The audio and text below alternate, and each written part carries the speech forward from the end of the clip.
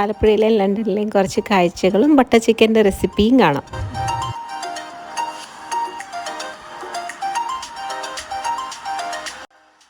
ആനിമൽസിൻ്റെ മഡഗാസ്കറിൻ്റെയൊക്കെ models ഉണ്ടായിരുന്നു.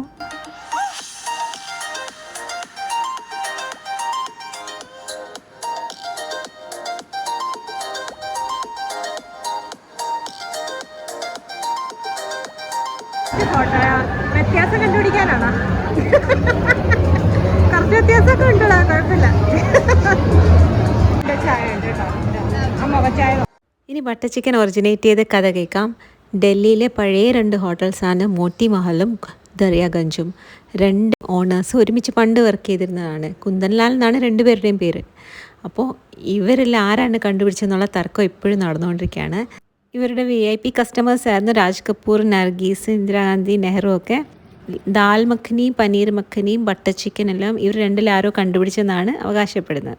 ഇതിലേതോ ഒരു കുന്ദൻലാൽ ആദ്യമായിട്ട് ഉണ്ടാക്കിയപ്പോൾ തന്തൂരി ചിക്കൻ എടുത്ത് ടൊമാറ്റോയും ബട്ടറൊക്കെ ഉള്ള ഒരു ഗ്രേവിയിലിട്ടാണ് ഇത് ആദ്യമായിട്ട് ചെയ്തത്. പിന്നീട് റെസിപ്പി മാറി വേറെ രീതിയിലായി. ഏകദേശം 1.25 കിലോ നന്നായിട്ട് കഴുകിയ ചെറുതായിട്ട് കട്ട് ചെയ്ത ചിക്കനിലേക്ക് 1 ടേബിൾ സ്പൂൺ ചില്ലി പൗഡറും 1 ടീസ്പൂൺ മഞ്ഞൾപ്പൊടിയും 1 നാരങ്ങ നീരും ഏകദേശം 1/2 ടേബിൾ സ്പൂൺ ഉപ്പും കൂടെ ഇട്ട് മാറ്റി വയ്ക്കുക. കുറേ കാഷ്യൂ നട്ട്സ് എടുത്ത് വെള്ളത്തിൽ സോക്ക് ചെയ്ത് വയ്ക്കുക, ഏകദേശം 50 ഗ്രാം. നമ്മളിപ്പോൾ മാറ്റി വെച്ച ചിക്കനിലേക്ക് ജിഞ്ചർ ഗാർലിക് പേസ്റ്റും കൂടി ഇട്ടാണ് ഇനി മാരിനേറ്റ് ചെയ്ത് മാറ്റി വയ്ക്കാൻ പോകുന്നത്.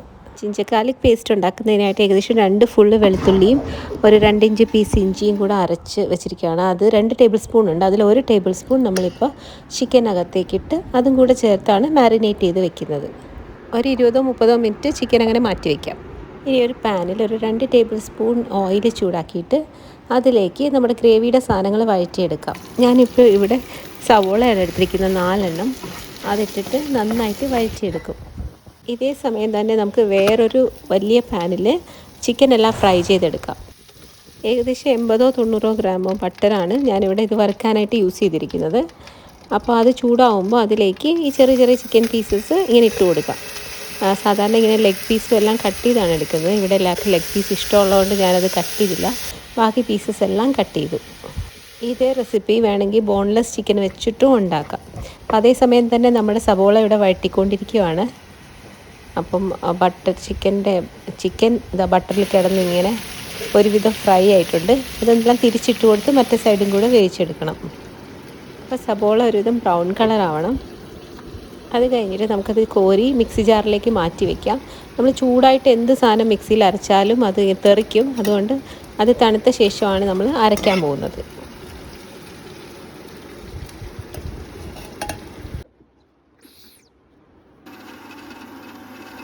അപ്പോൾ ജസ്റ്റ് അതൊന്ന് അരച്ചെടുക്കാം. ഇനി തീയൊക്കെ ഓഫ് ചെയ്ത് നമ്മുടെ ഫ്രൈഡ് ചിക്കൻ എല്ലാം റെഡി ആയിട്ടുണ്ട്. എന്നാൽ ക്രിസ്പി അല്ല, ചെറിയ സോഫ്റ്റായി തന്നെ ഇരിക്കും. പക്ഷെ ഒരുവിധം വെന്തിട്ടുണ്ടാവും. നല്ല വെന്ത കോയിൻ്റെ മണം വരുന്നുണ്ട്. അപ്പോൾ നമ്മുടെ സവോള നല്ല ഫൈനായി അരിഞ്ഞതിലേക്ക് ഒരു 3-4 ടൊമാറ്റോ ഇട്ട് നന്നായിട്ടൊന്ന് അരച്ചെടുക്കാം.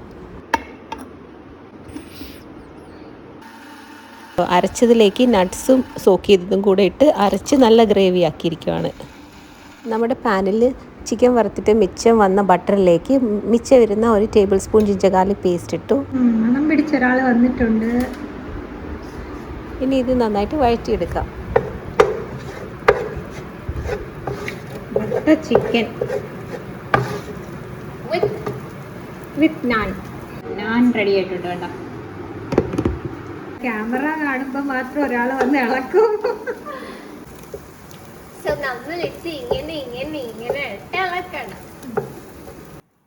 ഇനി ഇത് മൂത്ത മണം വരുമ്പോൾ 1 ടേബിൾ സ്പൂൺ കൂടെ കാശ്മീരി ചില്ലി പൗഡറും 1 ടീസ്പൂൺ മഞ്ഞൾപ്പൊടിയും കൂടെ ഇട്ട് വഴറ്റിയിട്ട് പിന്നെ നമ്മൾ അരച്ച് വെച്ചിരിക്കുന്ന ഗ്രേവി ഇടണം. ഇത് ടൊമാറ്റോ, ഉള്ളി, നട്ട്സ് എല്ലാം കൂടെ.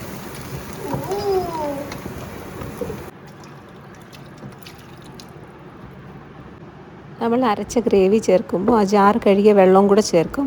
അതിലേക്ക് 1 ടീസ്പൂൺ ഗരം മസാല പൊടി കൂടെ ഇട്ടിട്ടുണ്ട്.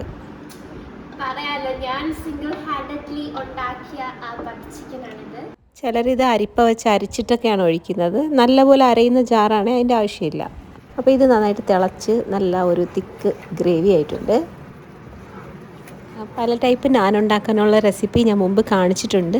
എങ്കിലും ഇതിൻ്റെ കൂടെ അത് കോമ്പിനേഷൻ നല്ലതായതുകൊണ്ട് ഞാൻ ഡിസ്ക്രിപ്ഷനിൽ ഒന്നും കൂടെ കൊടുക്കാം. ഇനി നമുക്ക് ചെയ്യാനുള്ളത് നമ്മൾ വറുത്ത് വെച്ചിരിക്കുന്ന ചിക്കൻ പീസസ് ഇടുന്ന പണിയാണ്. അപ്പോൾ നമുക്കിതിലേക്ക് ഫ്രൈ ചെയ്ത ചിക്കൻ പീസസ് ഇടാം. ഗ്രേവിയുടെ കൺസിസ്റ്റൻസി നോക്കിയിട്ട് വേണമെന്നുണ്ടെങ്കിൽ കുറച്ചും കൂടെ വെള്ളം ഒഴിച്ചു കൊടുക്കാം. ഇനി ഒന്നും കൂടെ ഉപ്പ് ഇടുക. നമ്മൾ നേരത്തെ ചിക്കൻ പീസസിൽ ഇട്ടതാണ്, എങ്കിലും ഗ്രേവിക്ക് ഉപ്പ് വേണ്ടി വരും. ഏകദേശം വെന്ത ചിക്കനാണ് എങ്കിൽ പോലും നമ്മൾ മൂടി വെച്ച് കുറച്ച് സമയം ഒന്ന് വേവിക്കും. ഇനി ഇതിലേക്ക് ഒരു പിടി മല്ലിയിലയും കൂടി ഇട്ടാൽ പണി കഴിയും.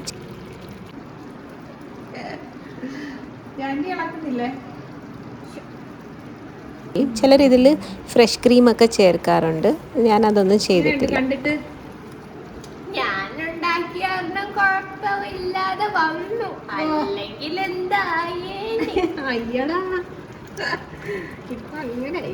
ഒന്ന് രണ്ട് ടൈപ്പ് റെസിപ്പി ഉണ്ട് ബട്ടർ ചിക്കൻ്റെ. ഞാൻ ചെയ്യുന്നത് ഈസി പണിയാണ്.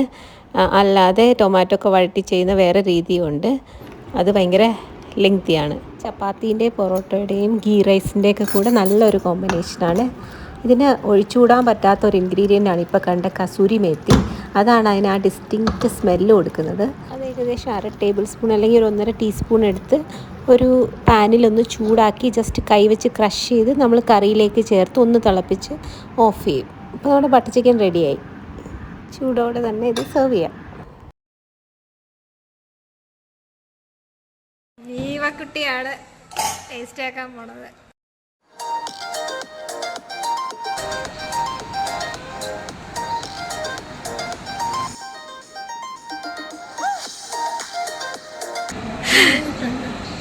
ആയിട്ടുണ്ടോ? ഇഷ്ടപ്പെട്ടോ?